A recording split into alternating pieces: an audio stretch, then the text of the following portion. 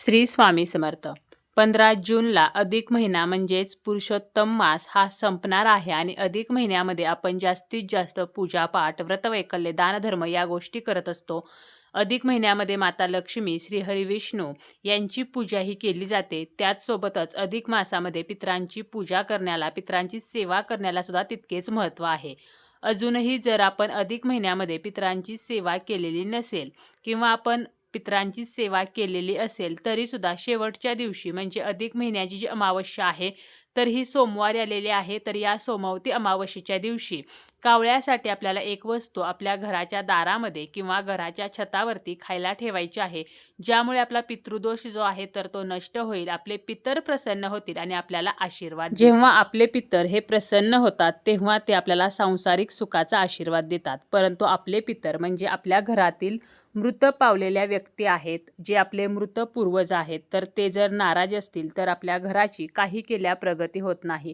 आपण कितीही देवदेव केले आणि आपण जर पितरांची सेवा करत नसलो, आपले पितरच जर प्रसन्न नसतील तर मात्र आपल्या घराची प्रगती भरभराट होत नाही. खूप कष्ट करूनही आपल्याला हवे तसे फळ मिळत नाही किंवा आपल्या घरातील मुलांचे विवाह होण्यास अडचणी येतात. संतती प्राप्तीसाठी अडचणी निर्माण होत असतात. वंशवृद्धी होण्यासाठी आपल्या घरामध्ये जर अडचणी निर्माण होत असतील तर आपल्याला पितृदोष लागलेला असू शकतो. पितृदोष जो आहे तर तो 3 पिढ्यांपर्यंत लागत असतो. यामुळे आपल्या घरामध्ये सततचे आजारपण, कलह, अशांतता तर या गोष्टी निर्माण होत असतात. आणि आपण कितीही पूजापाठ केले तरीसुद्धा या ज्या गोष्टी आहेत तर त्या वाढतच जातात आणि आपल्या घरातील ज्या अडचणी आहेत तर त्या काही केल्या कमी होत नसतात.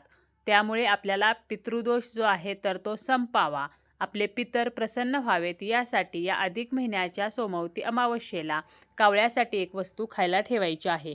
आपले पूर्वज हे पृथ्वीवरती कावळ्याच्या स्वरूपात असतात, म्हणून आपल्याला ही वस्तू कावळ्याला द्यायची आहे.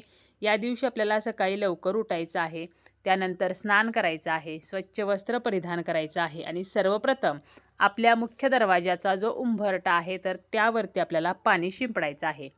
आपला जो उंबरठा आहे तर त्या ठिकाणी आपले पितर असतात आणि जेव्हा आपण पाणी शिंपडतो त्यावेळेला ते पाणी आपले पितर ग्रहण करतात आणि ते तृप्त होतात. त्यामुळे आपल्याला उंबरट्यावरती पाणी शिंपडायचं आहे. ज्याप्रमाणे सकाळ आणि संध्याकाळची वेळ ही देवांच्या पूजेची वेळ असते, त्याचप्रमाणे पितरांच्या पूजेची वेळ ही दुपारची असते.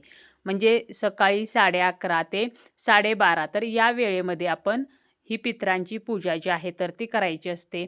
किंवा आपण 1 वाजेपर्यंत ही पूजा करू शकतो आणि कावळ्याला जी वस्तू खायला द्यायची आहे तर ती आपण 12 किंवा 12:30 वाजता खायला द्यायची आहे.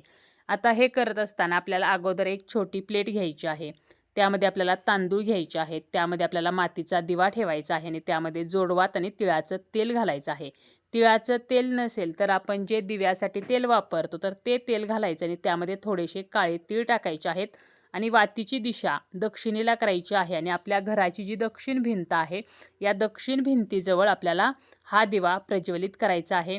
दिव्याला हळदी, कुंकू, अक्षता, फूल अर्पण करायचं आहे.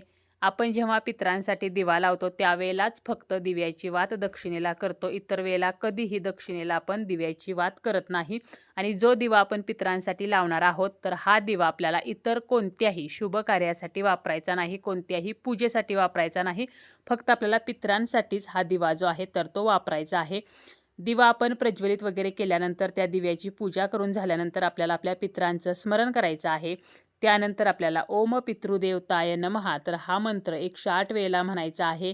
शक्य असेल तर पितृअष्टक, पितृस्तोत्र आपल्याला 1-1 वेळेला म्हणायचं आहे. आणि आपल्याकडून काही चूक झाली असेल तर आपल्या पितरांनी आपल्याला माफी करावी अशी आपल्याला क्षमा प्रार्थना करायची आहे आणि आपल्या पितरांना सद्गती मिळावी म्हणून सुद्धा आपल्याला प्रार्थना करायची आहे. आणि त्यानंतर आपल्या दारामध्ये किंवा घराच्या छतावरती कावळ्यासाठी आपल्याला एक वस्तू खायला ठेवायची आहे. आता यासाठी आपल्याला भात शिजवायचा आहे.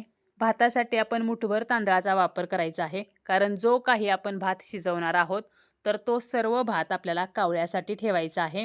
भात शिजवताना आपल्याला अळणी भात शिजवायचा आहे. यामध्ये आपल्याला मिठाचा वापर करायचा नाही. त्यामुळे आपल्याला थोडासा का होईना वाटीभर भात हा अळणी शिजवायचा आहे. त्यानंतर हा भात शिजल्यानंतर आपण जेव्हा दुपारच्या वेळेला कावळ्याला हा भात खायला ठेवणार आहोत तर त्यावेळेला एक केळीचं पान घ्यायचं. केळीचं पान नसेल तर आपण पत्रावळी घेऊ शकतो किंवा अगदी आपण ताट घेतलं तरीसुद्धा चालेल. आणि हा भात एका वाटीमध्ये भरायचा आहे आणि ती वाटी आपल्याला त्या पत्रावळीवरती किंवा केळीच्या पानावरती पालती करायची आहे, जेणेकरून त्या भाताला गोलाकार आकार येईल. तर अशा प्रकारे आपल्याला भात त्या पत्रावळीवरती ठेवायचा आहे आणि त्यावरती आपल्याला थोडासा गुळाचा खडा ठेवायचा आहे. तसेच एक वाटी घ्यायची आहे आणि त्या वाटीमध्ये आपल्याला पाणी घ्यायचं आहे आणि त्यामध्ये थोडीशी साखर आपल्याला टाकायची आहे, म्हणजे आपल्याला साखरेचं पाणी बनवायचं आहे. आता ज्या ठिकाणी आपण हा भात कावळ्यासाठी ठेवणार आहोत, तर त्या जागेवरती आपल्याला एक दिवा लावायचा आहे. त्या ठिकाणी तो भात आपल्याला ठेवायचा आहे. एक अगरबत्तीसुद्धा आपल्याला लावायची आहे आणि आपल्याला हात जोडून आपल्या पितरांचं स्मरण करून आपल्या पितरांनी हा ठेवलेला नैवेद्य स्वीकारावा अशी आपल्याला प्रार्थना करायची आहे. तर अशा प्रकारे आपण भात जो आहे तर तो या अधिक महिन्याच्या अमावस्येच्या दिवशी पितरांना ठेवू शकतो, कारण पितरांसाठी अमावस्येची तिथी ही विशेष मानली जाते आणि अधिक महिना हा 3 वर्षातून एकदा येतो. त्यामुळे अधिक महिन्याच्या या अमावस्येला आपल्याला पितरांसाठी कावळ्याला आपल्या दारामध्ये भात जो आहे तर तो खायला ठेवायचा आहे. कावळ्याने जर हा भात खाल्ला तर तो नैवेद्य आपल्या पितरांपर्यंत पोहोचतो अशी मान्यता आहे. आता जर काही कारणाने कावळ्याने हा भात खाल्ला नाही किंवा आपल्या दारामध्ये जर कावळा आला नाही, तर आपण तो भात संध्याकाळच्या वेळेला एखाद्या झाडाखाली ठेवायचा आहे, जेणेकरून इतर जे पक्षी आहेत किंवा मुंग्या वगैरे आहेत तर तो हा भात खातील. आणि अधिक महिन्यामध्ये दानधर्माला विशेष महत्त्व आहे. आपल्याकडून एक प्रकारे अन्नदान सुद्धा होईल. तसेच रात्री झोपण्या अगोदर आपण आपल्या पितरांसाठी आपल्या घरामध्ये पाण्याचा जो माठ आहे किंवा पाण्याचा जो हंडा आहे तर त्याच्याजवळ सुद्धा एक दिवा दक्षिणेला तोंड करून लावायचा आहे आणि तिळाच्या तेलाचा हा दिवा लावायचा आहे. यामुळे सुद्धा आपल्या पितरांना सद्गती प्राप्त होते.